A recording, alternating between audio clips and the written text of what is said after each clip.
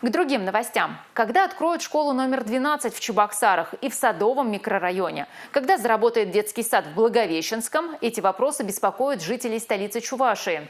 За ответом представители Комитета по социальной политике Государственного совета Чувашской республики отправились на объекты строительства. Что они там увидели, смотрите далее.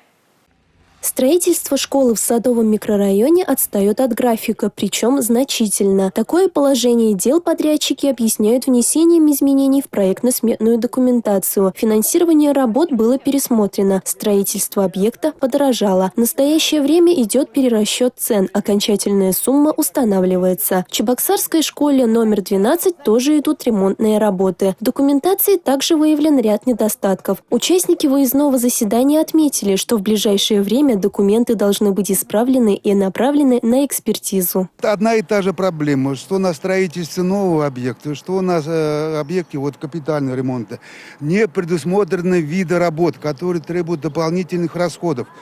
И нельзя ли заранее подготовить тщательно проектно-сметную документацию, чтобы такие виды работ, такие виды расходов не появлялись на стадии ремонтных работ и строительных. Внутренние работы детского сада микрорайона Благовещенский практически завершены. Осталось привести здание в порядок снаружи, покрасить и благоустроить. Причина задержки работ также повышение стоимости необходимых материалов. Члены правительства Чувашии отметили, что будут и впредь контролировать проблемные объекты. Только так можно приблизить сроки их сдачи. Милена Алексеева, Николай Скворцов, Республика.